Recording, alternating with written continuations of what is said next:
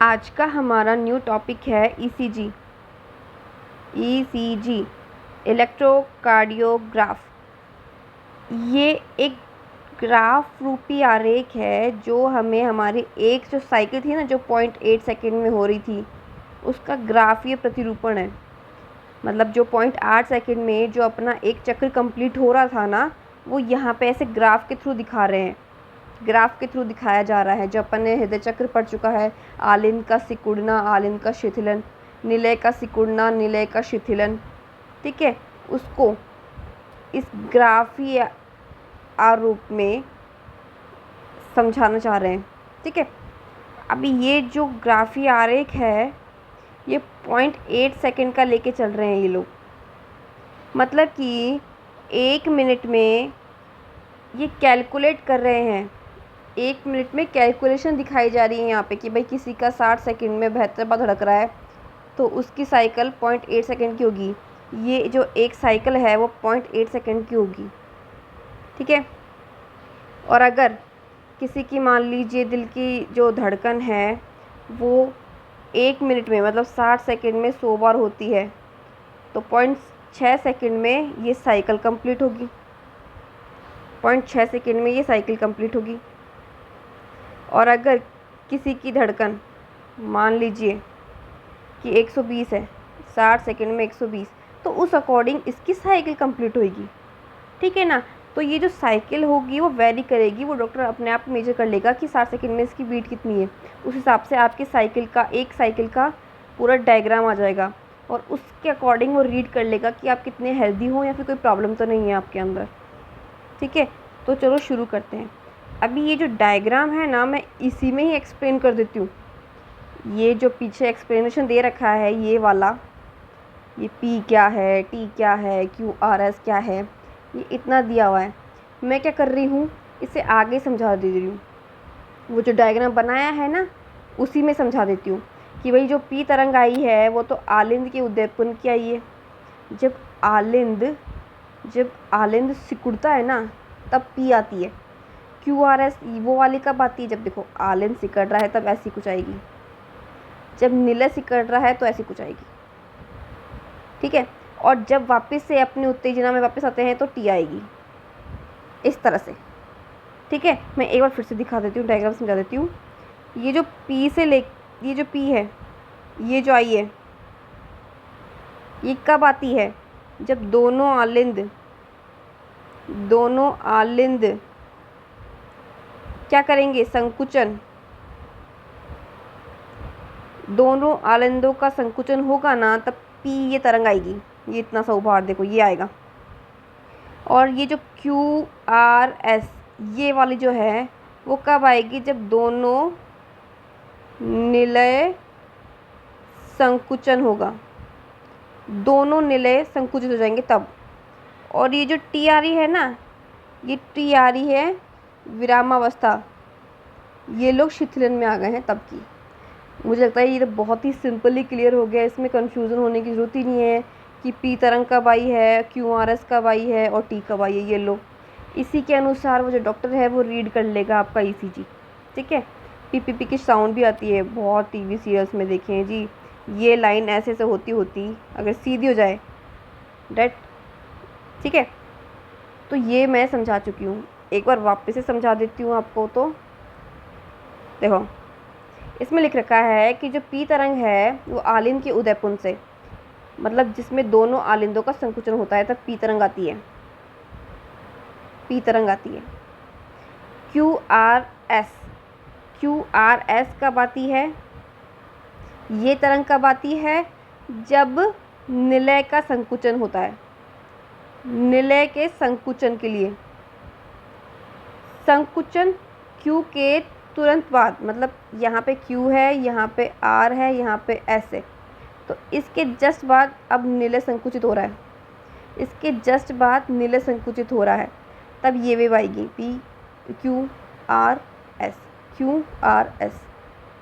ठीक है, किसका संकुचन है, ये निलय का संकुचन है। ये किसका था, आलिंद का।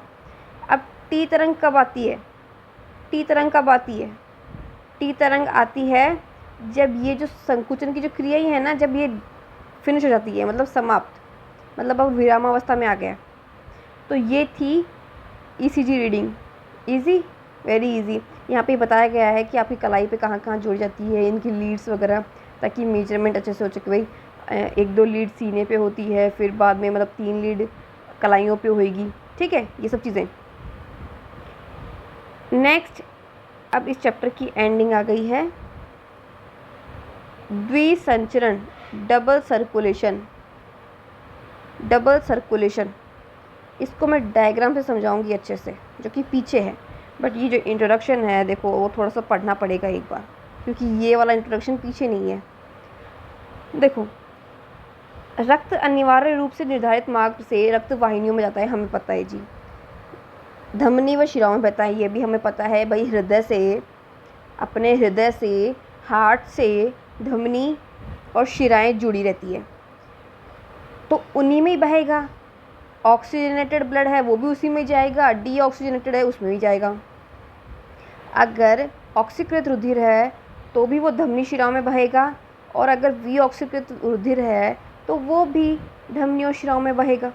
तो उन्होंने बताया है कि जो प्रत्येक धमनी है और शिरा है ना, वो 3 लेयर की बनी है। 3 लेयर की, मतलब ये धमनी और शिरा आप लोगों को दिखती तो ऐसी है, बट ये 3 लेयर्स की बनी है। इसमें से जो सबसे अंदर वाली होती है ना, ये वाली सबसे आंतरिक, वो होती है शल्की। शल्की ऊतकों की बनी होती है, शल्की, ठीक है, स्केली टिश्यूज। और जो ये जो बीच वाली होती है ना, ये बीच वाली, ये बनी होती है स्मूथ मसल की। स्मूथ मसल, हिंदी में इसे क्या बोलते हैं? स्मूथ मसल को, स्मूथ मसल को बोलते हैं चिकनी पेशियाँ। चिकनी पेशियाँ ये हमारी अनैच्छिक क्रियाओं के लिए है, अपने कंट्रोल में नहीं है। इनका सिकुड़ना, इनका शिथिलन होना, इनमें क्या प्रभाव हो रहा है, क्या प्रवाह चल रहा है, हमारे कंट्रोल में नहीं है। ये सब ब्रेन के कंट्रोल में है। हमारी इच्छा के अकॉर्डिंग तो नहीं चलेगा ये। क्यों? क्योंकि इनके पास स्मूथ मसल है, स्केलेटल मसल नहीं है जो अपने हिसाब से हाथ मूव कर लिया, पैर मूव कर लिया। ये जो वेन्स होती है ना, वो तो ब्रेन के ही कंट्रोल में होगी। वेन्स को अपन कैसे कंट्रोल करेंगे कि अपनी इच्छा होगी तब इसमें से आ जाओ, रुधिर बह जाओ? ऐसा नहीं है, ठीक है। जो अंतःस्तर कंचुक है, जो देखो अंतःस्तर कंचुक है वो बनी है शल्की की। अब जो मध्य कंचुक है वो किसकी बनी है? वो चिकनी पेशियाँ, मैंने लिख दिया है, स्मूथ मसल, चिकनी पेशियाँ और लचीले रेशों से।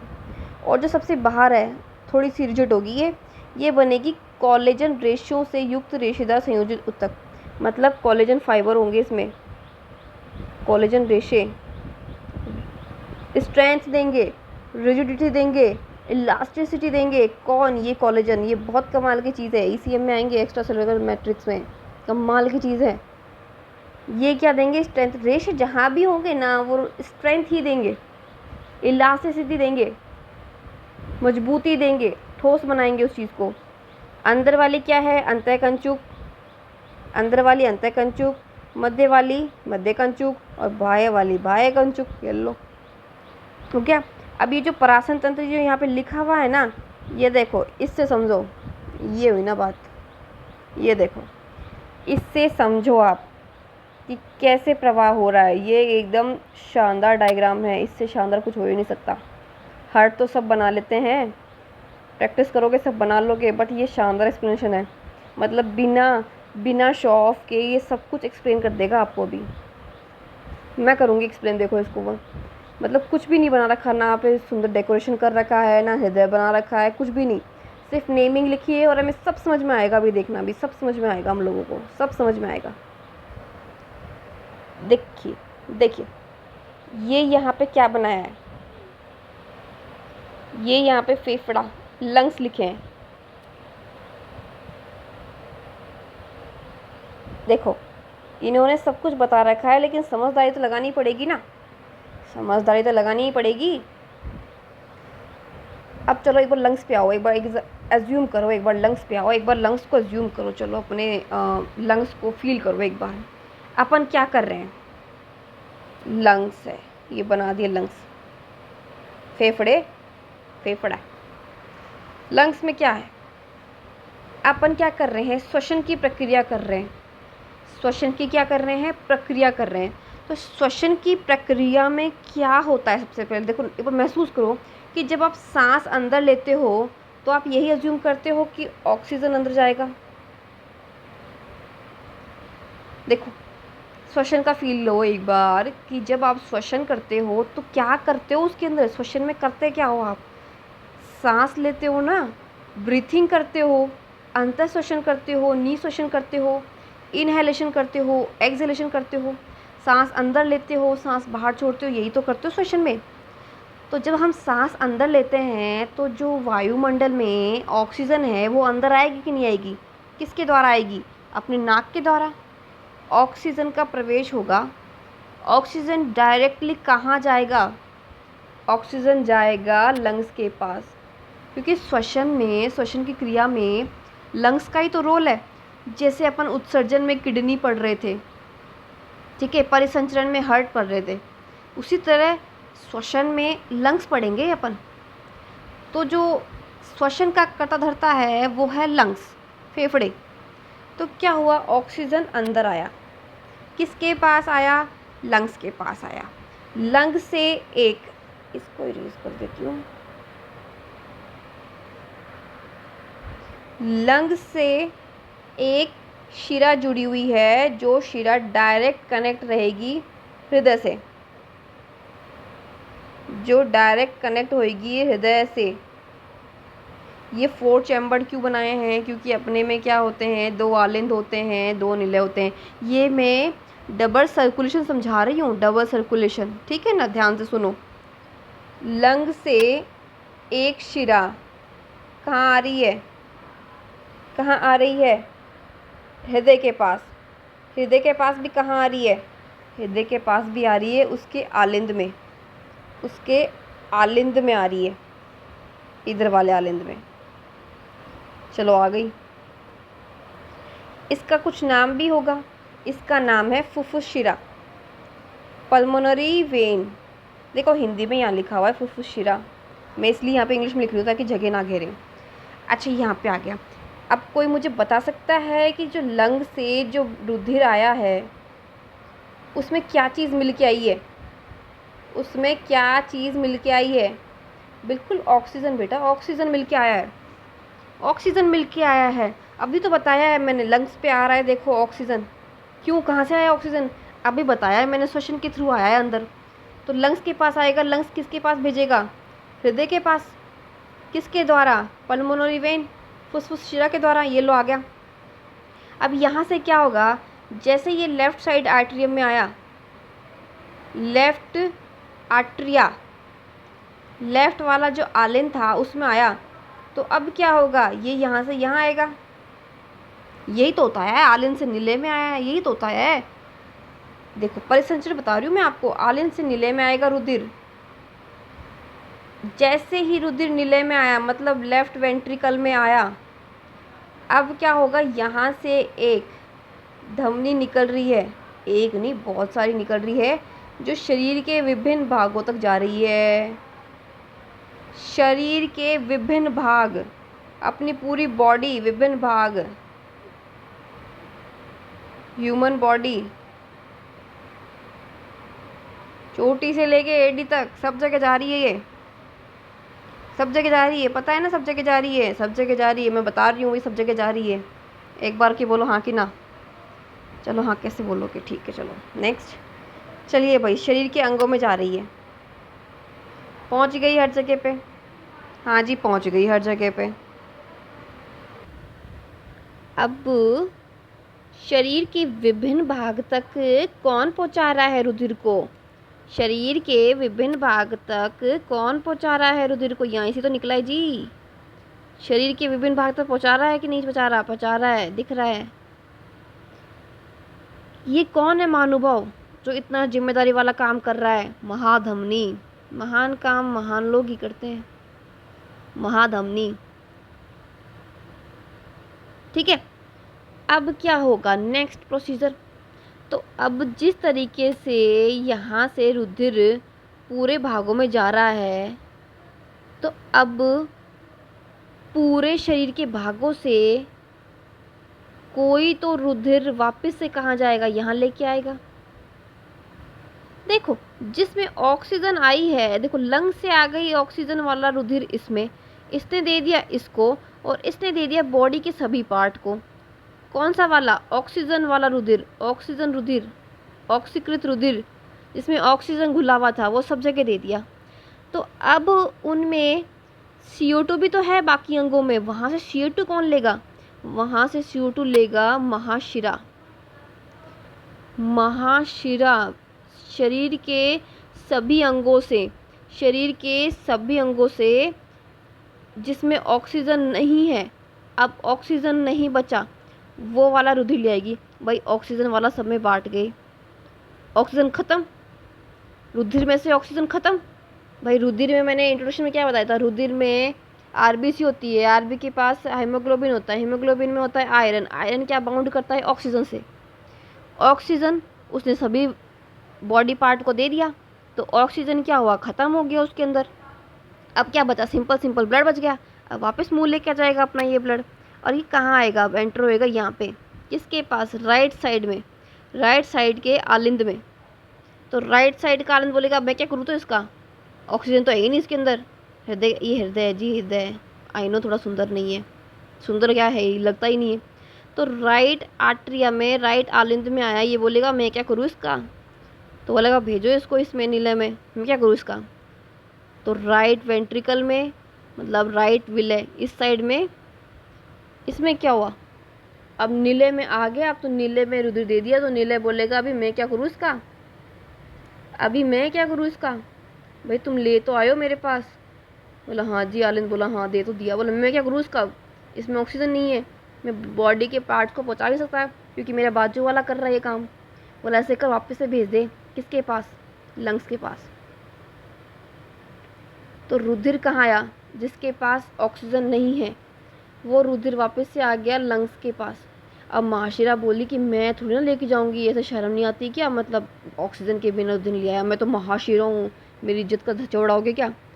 तो फिर बेचारी क्या करेगी, फुसफुस धमनी आएगी, पल्मोनरी आर्टरी, वो बोलेगी कि तुम मत करो मैं कर लूँगी, ये पहुँचा देती है यहाँ पे लंग्स के पास कि देख बेटा हमारे पास ऑक्सीजन तो है नहीं, बिना ऑक्सीजन का रुधिर है, इसमें CO2 घुली हुई है, अब बता क्या करें।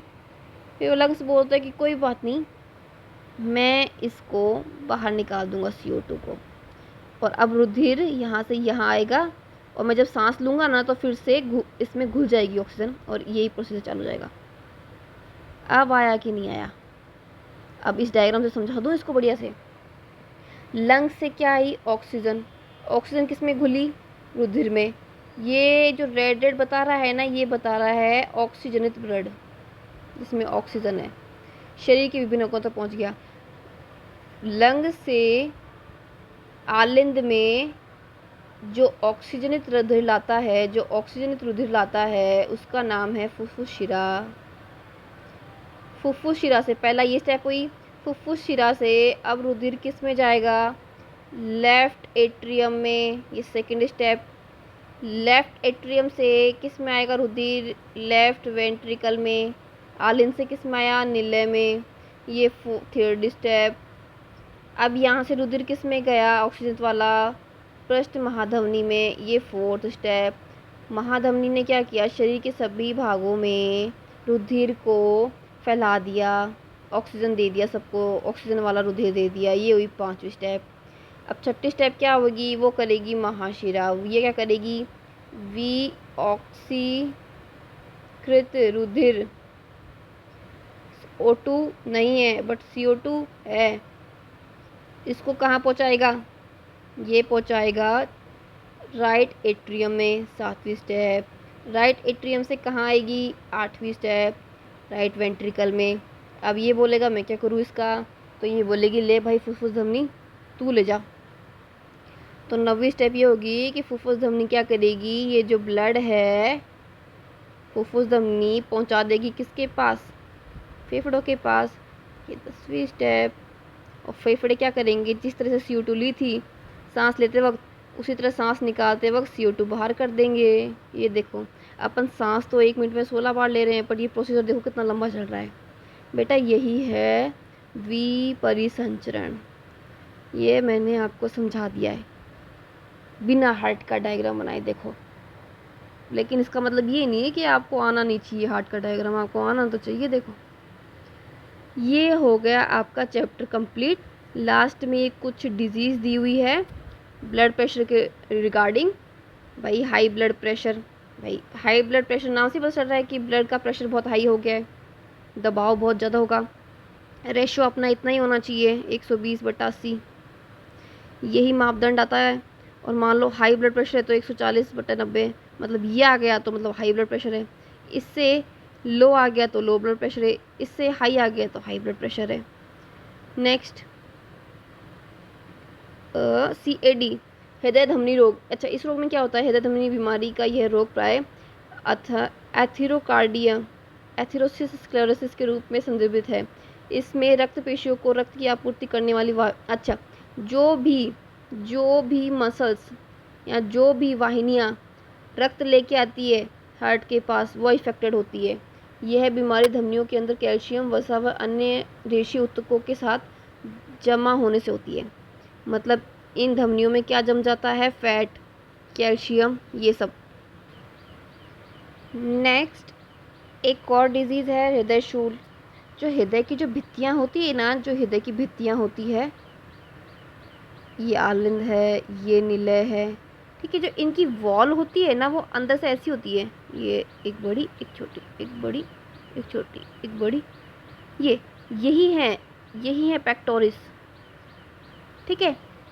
इसमें क्या होता है, इनकी अनडिफ्रेंशिएटेड ग्रोथ की वजह से क्या होता है कि जो ऑक्सीजन है ना, वो पर्याप्त रूप से है ना, ऑक्सीजन जो है ना, वो पर्याप्त रूप से पहुंच नहीं पाती, पेशियों तक अच्छे से पहुंच नहीं पाती, जिसकी वजह से सीने में दर्द रहता है।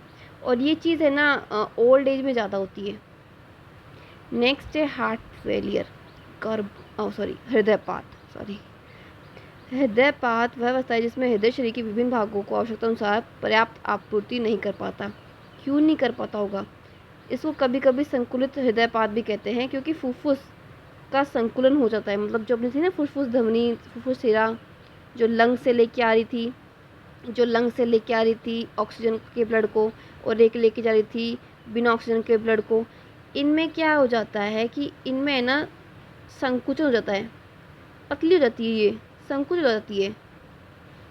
उसकी वजह से क्या है कि हार्ट की धड़कन बंद होने लग जाती है, एक टाइम के बाद कम होने लग जाती है। फिर क्या होता है? यही होता है, हार्ट फेलियर हो जाता है। मतलब ये कुछ बीमारियां हैं, और भी हृदय से रिलेटेड बीमारियां हैं, लेकिन आपके NCERT में इतने दिया हुआ है। और ये है आपके पूरे चैप्टर का सारांश, कि जो भी पढ़ा है उसमें, ये सिर्फ तभी पढ़ना है जब आपने चैप्टर को कम से कम 10 बार पढ़ दिया हो। ये रिवीजन है, ये रिवीजन के लिए रीड एंड रिवाइज। लास्ट में जब एग्ज़ाम टाइम आ जाता है ना, तब कॉपियाँ लेके मत बैठ जाना, ये सारांश ही पढ़ देना बस। और ये क्वेश्चंस है, और मुझे पता है ये सॉल्व हो ही जाएंगे आपसे, ये सॉल्व हो ही जाएंगे। तो ये आपका चैप्टर ख़त्म, चैप्टर 18। नेक्स्ट हम स्टार्ट करेंगे चैप्टर 17, जो कि नेक्स्ट वीडियो में आएगा। तब तक के लिए धन्यवाद।